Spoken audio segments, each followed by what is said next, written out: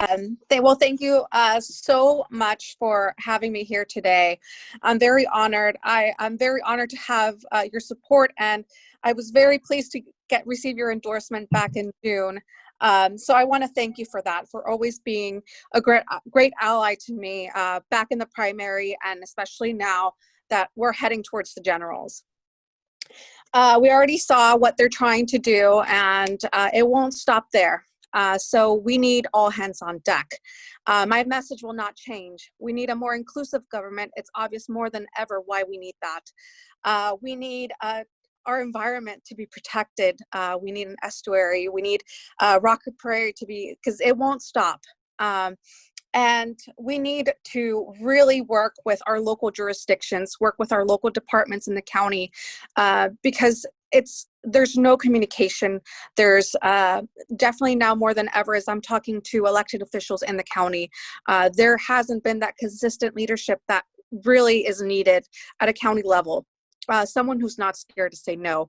And we're seeing that once every year as the sheriff comes and is asking for a budget increase.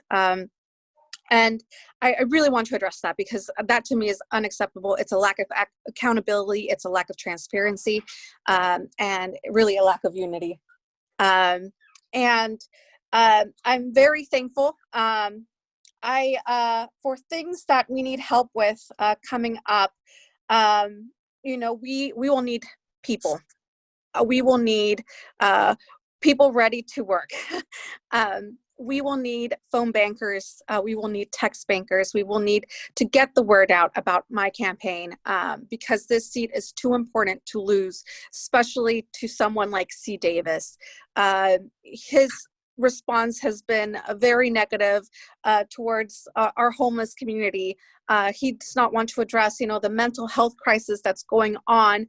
And right now, I just received a notification on my phone that Thurston County has 900 positive COVID-19 cases. And Thurston County is the Board of Health, and we need that immediate response, the compassionate response, because we cannot leave our community members isolated now more than ever. They will be relying on social services. We need to partner with those nonprofit organizations that are already working out there.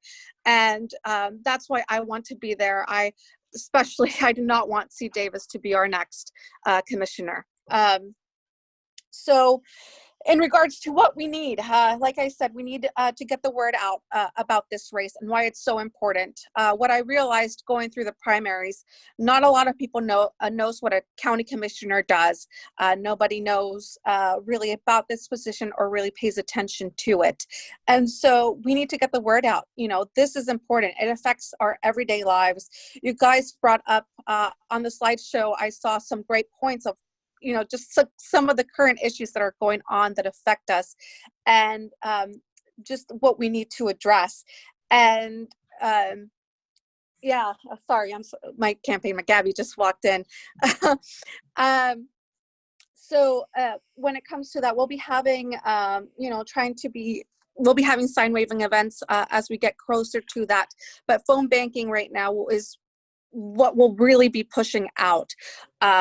I know it's hard for people, especially now in the era of Zoom, where people are working from home or having to be on the phone more than before. It's hard after your workday to jump on the phone, but we need that to make that extra push out there to get Democrats in the office that will actually, cater to your issues. And with that, I don't know if there's any questions I'm happy to answer at this moment. Yeah, we do have questions here as I sort through them. And, well, I think you already answered. How can we best help you get elected? You just told us we come raise our hand, you're going to put us to work. Another question. Is there some way that we can best help you address the current situation with these baseless accusations of birtherism? Support. I want to thank you for that question, and I want to thank everyone who's reached out to me. I appreciate it so much. It's never easy when your worst fears get validated. it's never really an easy pill to swallow.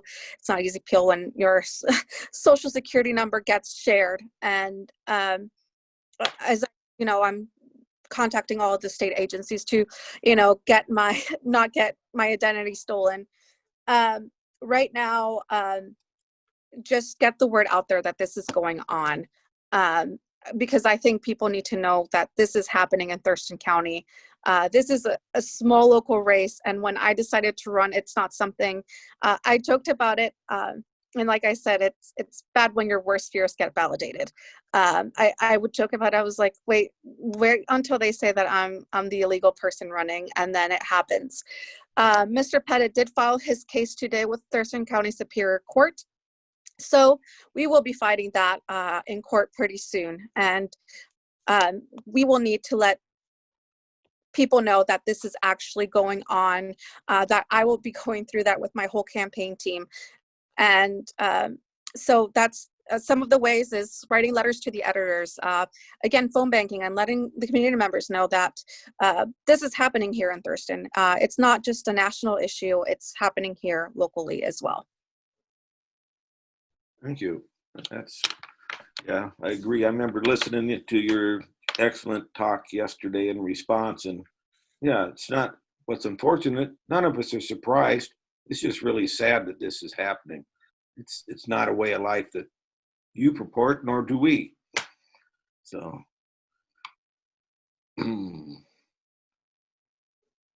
wow.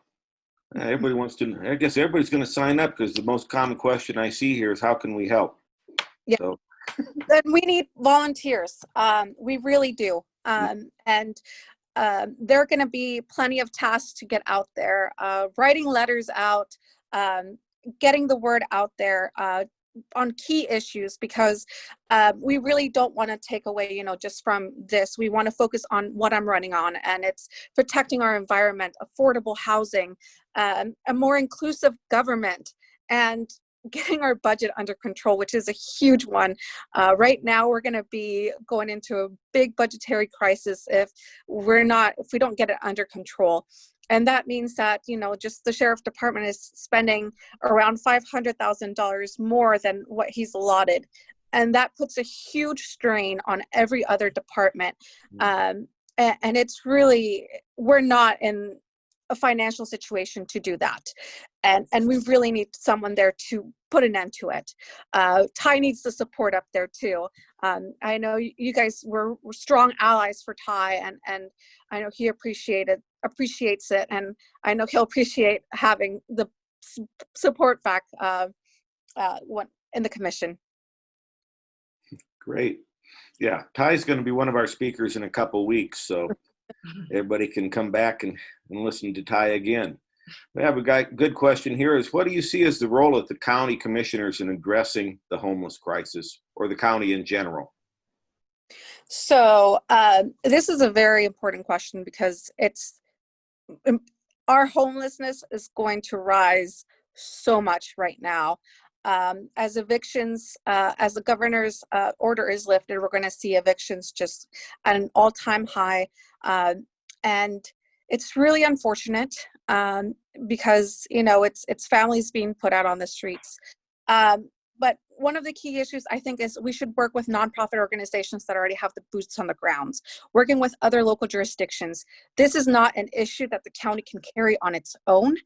It's something that it will really have to work with other local jurisdictions, have a unified response out there. That way we can address this in a holistic manner, in a human manner, and really try to put people in homes. And it's really interconnected with our mental health as well. We don't have really huge mental health facilities that will back us up, besides the name escapes me, I'm sorry. It's been a long day. But we don't really have that support, and we need to get these in place. It goes again into criminal justice reform. It's all really interconnected, and we need to work with the departments within the county to address this. We need to work with local jurisdictions to address this, with nonprofits that are already working on this, to really have, I think, a holistic response to these issues going on right now. I'm not saying I have the solution. A mitigation site has been proposed. I'm willing to look into it and see what the cost would be for the county and work with that. Good. All right. Thank you. We've got several questions, all the same. You'd mentioned phone banking, and they're asking, when does it start, or what are the sessions? Yes. So for phone banking, we're starting next week is when we're starting. I believe, let me look at my calendar really quick. It will be August 29th is when we'll start phone banking.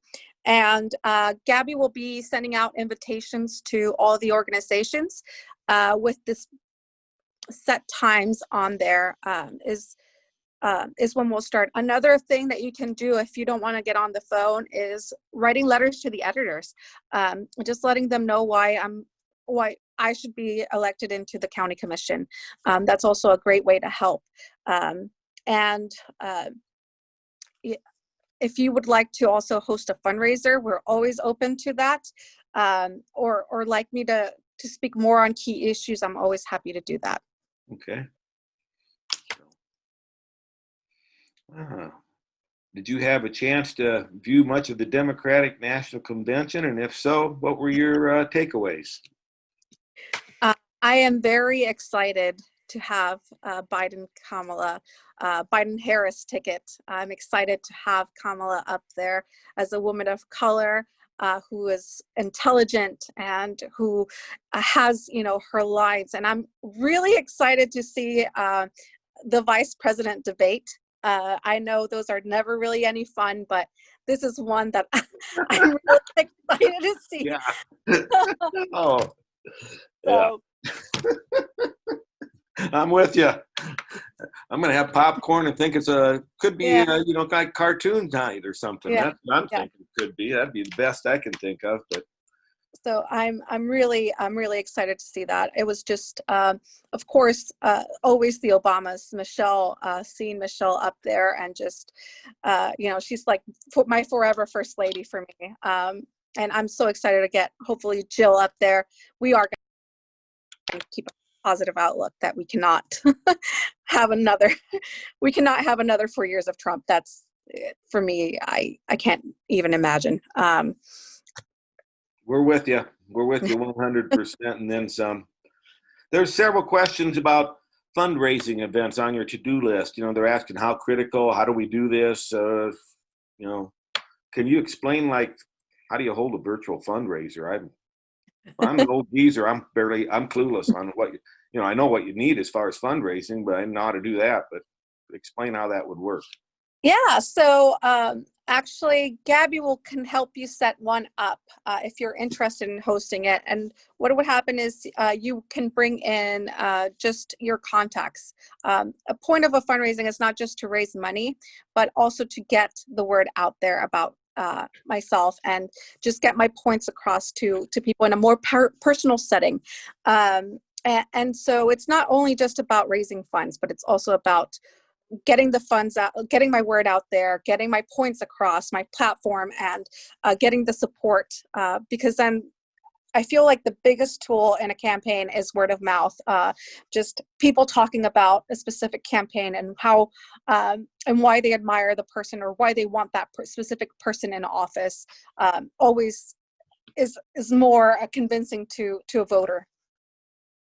Okay. Well, I see a couple questions. They're asking, is there a message that is available to us to use about the local threat, the birtherism issue, the white supremacy that, and I think you sort of addressed that, but is there a specific message you want us to send out there to all of our contacts? Well, I think the biggest message is that Thurston County will not allow these kind of allegations to come out about candidates. These personal attacks, because that's what they are. They're personal attacks. Mm-hmm. If it's platform attacks, go for it. I'm willing to respond to those. But when it's a personal attack, I feel like those are definitely out of bounds, out of line. especially with being doxxed. I think we should, as an organization, it would be strong to put out a message saying, you know, we won't stand by this, and following that. Thank you. I'm kind of ahead of you after I clipped the video of you and sent it to just about every one of my contacts, and not only in the U.S., but cousin in Oman, Netherlands, people I know in the UK and Scandinavia. So I was more than upset. So, and when you do something and to help, it makes you feel better. And that's the bottom line. So, would you be open to messaging a suggestion on the Pettit birtherism suit? So I think we'll write a statement out once we actually haven't been served with the documents yet, but we did see it pop up today.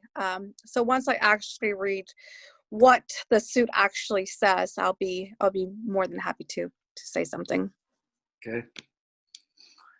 And then I see one of your good supporters is posted up here, you know, that if you just go to your Carolina's website, you're going to find Antonio Moore's name and her email and her phone number for volunteer coordinator.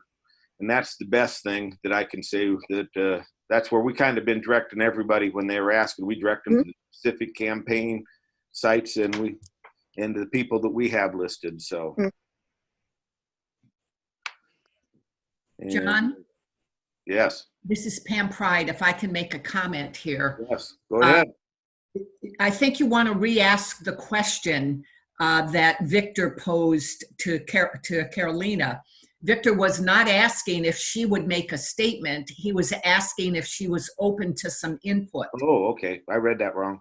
Okay. Got it. Yes, I'm open to input. Yeah. Great. If it's coming from Victor, I would be too. It's entertaining, even if it's no good. I thought the statement of the state party was a little bit off base because they described it as baseless birtherism attacks, and really the emphasis should be that whenever it's birtherism, it's baseless.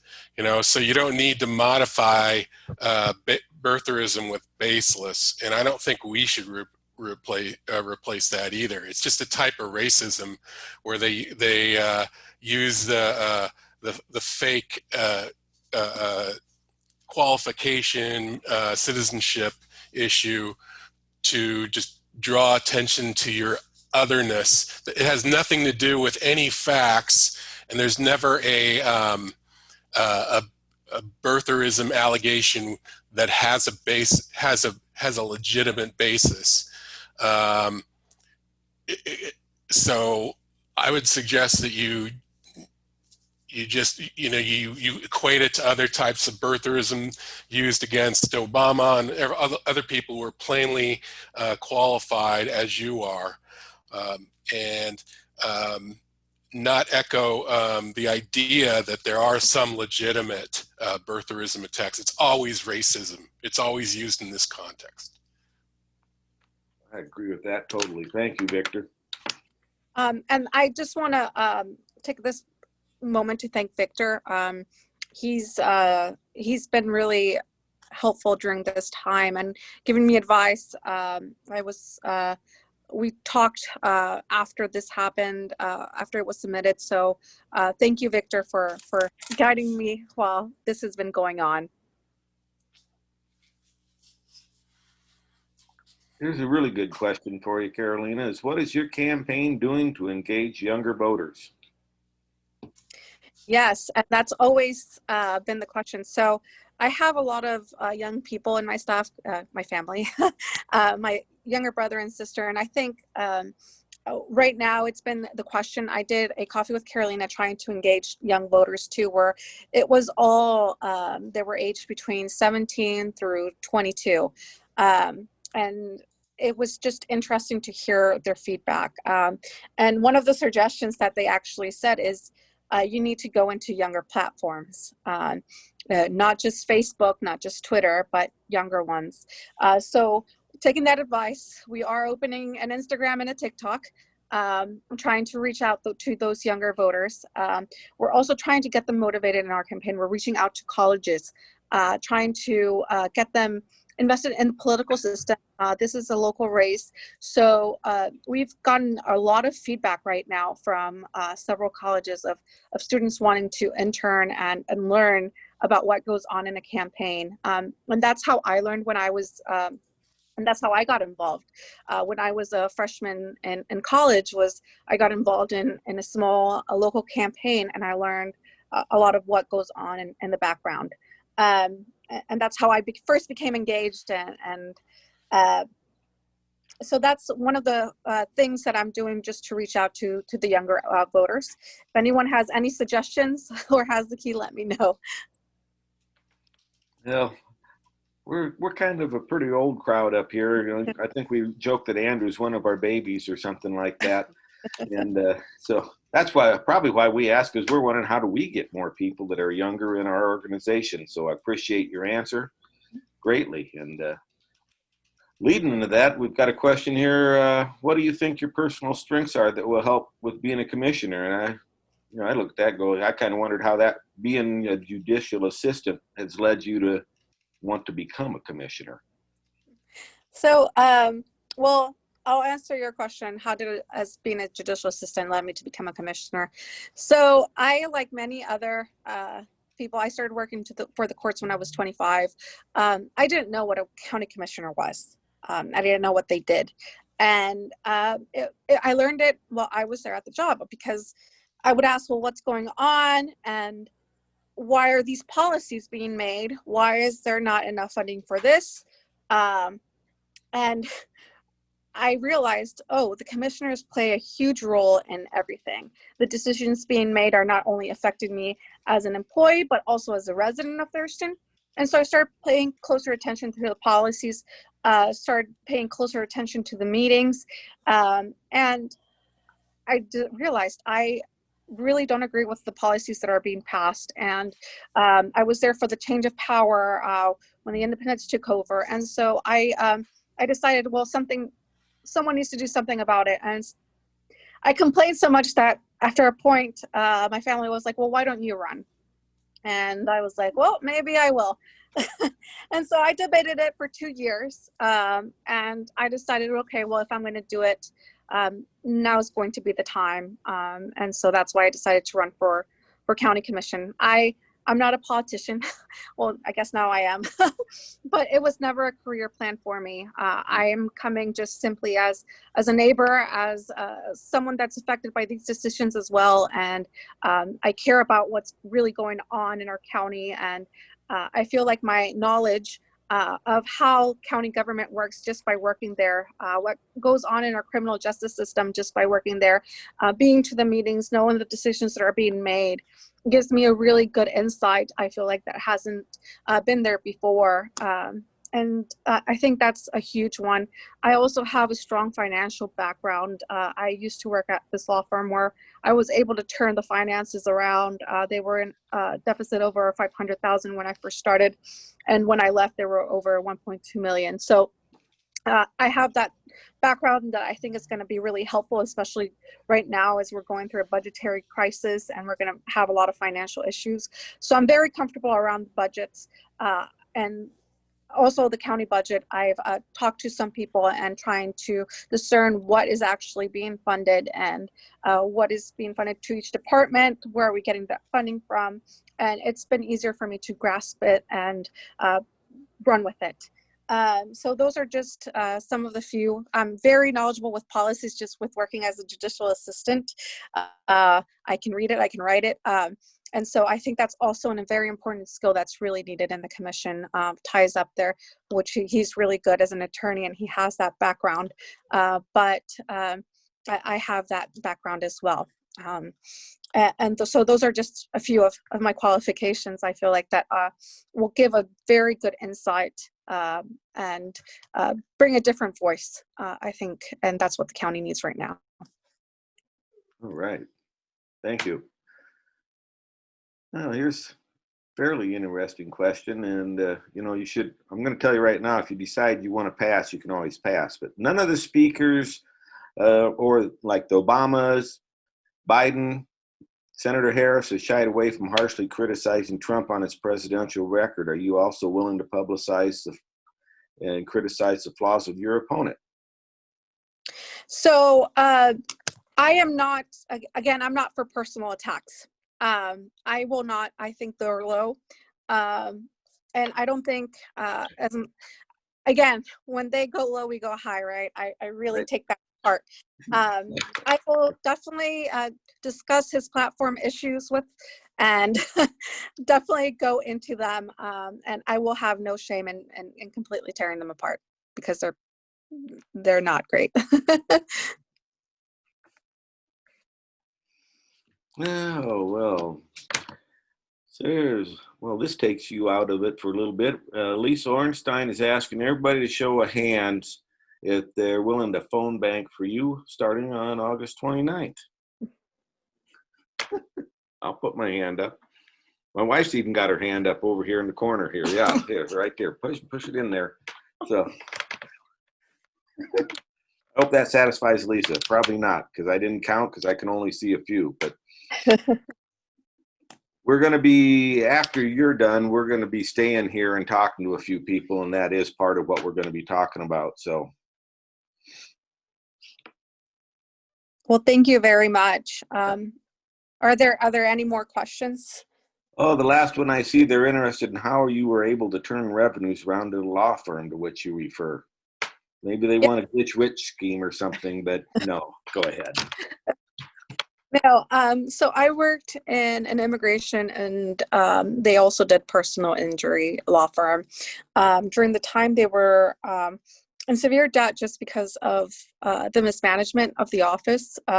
So I was able to, I think Victor will be able to tell you this now that he has his own law firm. When you go to law school, they teach you how to be a lawyer, but not how to run your own business. And that's what the old attorney I used to work with used to say. You know, she's like, they don't teach you how to run a business. So trying to handle your cases as well as trying to handle your budget, it sometimes is very hard. So it wasn't through no fault of her own. She was just juggling too many.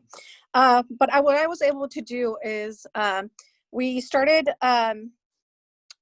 I got the office in order. I got all the payroll, and I got us all settled in, which really cut a lot of cost. Went through all the finance reports, finance expenses, which is very important what you're spending your money on.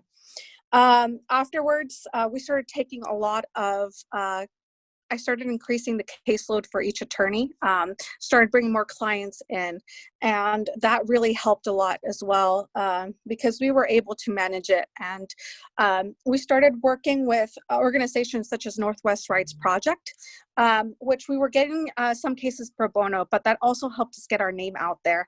And that's free advertising. And it increased our client load. We also started taking some cases where we were working in partnership with NERP, where we were actually suing ICE because of just atrocious acts against humanity, really. And we were able to win some of those, and that was a huge percentage cut that we got from that. And so that's just some of the key things I did that were able to turn things around, just being very proactive and thinking outside the box. And I feel like that's really what's needed here in the commission. Cool. Everything you said makes perfect sense to me. I'm a retired veterinarian and owner of a 6-doctor practice in Tumwater that when I came in the 80s was just about what you're talking about. It was a wreck. But, and it's tough to, as a professional, to turn a business around. You need somebody that's knowledgeable. We do have a question if you have text banking available currently. So we do have text banking available. I think we're going to change. We used through text last time. We're going to change companies right now. So I think we're in the process of doing that. Once it becomes live, I will let everyone know. Okay. And I don't think that's all I have right here as far as questions. Victor has his hand up. Oh, Victor's got his hand up. Yeah, I'm getting too lazy to type. So I want to let you know that Thurston County Democrats is doing a sign bank, and I know you don't have signs right now, but if you have remit envelopes, we can at least give those to people who want to help you out. Not everybody wants to do it online for whatever reason. And I've suggested to the candidates who bring in their own signs, hey, tape a remit envelope to each sign. And if I don't have signs, I can at least give them your remits. So could you make sure that you get some to us? Right now, the sign bank is just my porch in my garage. So you can have someone drop them off. So Vanessa's going to go deliver some signs to you, remit envelopes to you. We dropped them off at her house, so she said she was going to head over to your place. I will reach out to her and make sure she didn't forget. All right. And I see there's somebody that has a raised hand. Bill Tweet's got a raised hand, it says down here. I don't see a question, but I assume he has one. I think he was responding to an earlier question. Okay. Yep. Okay. Right. Lisa asked for a raising of hands of people who are willing to phone bank. So I Gotcha. raised hand for that. Well, thank you, Bill. Thank you. Yes. Great. I'm just going to blurt in here, if I may, John, because you're not seeing me. I'm waving my hand. Okay. Carolina, I just want to say what an impressive presentation you've been doing on this call and what a strong candidate you are. I'm super excited about this race. So Thank you so much, you're Tom. gonna win. Thank you. Well, do you have any last comments you'd wish to say, or because? Just, I'm very thankful. We couldn't have done this without you. We couldn't have been here without the support. And so I'm very thankful. It really takes the community to get what we want, our issues that we care about, and really demonstrate it. I'm really running on accountability, transparency, and unity, bringing that back to county and local government. It's so important now more than ever. We're seeing very strong divides. We're even seeing it with what happened to me, those personal attacks. So I'm just very grateful, and I hope that we can keep going strong all the way through November. We have to get out the vote. We really have to get Democrats to go out there and vote. Not only Trump out of office, but also other important races that are going on here in Thurston, here in Washington State. We have the Secretary of State race that's so important with Ken Wyman and Gail Tarleton, and we have other important races too that are depending on us getting out the vote, getting out the word. So just grateful for your support, and thank you so much for having me here tonight. You're very welcome, and I don't know if anybody from our teams told you, but we do have openings for you to return, should you be willing. It's Fridays in October, I think currently are all open. Wonderful. So yes, we'll be in contact with you for that because your schedule is busy. We'll get a hold of Gabby or Antonio. We'll find the right person. Yes. We are thrilled. Yeah, Gabby's been fantastic through this. So any scheduling questions, I know Gabby will get back to you. And my Fridays in October are free right now. So just let us know the dates and we'll be here. Sounds good. Thank you very, very much. Thank you, and have a good night. You too. Bye, everyone.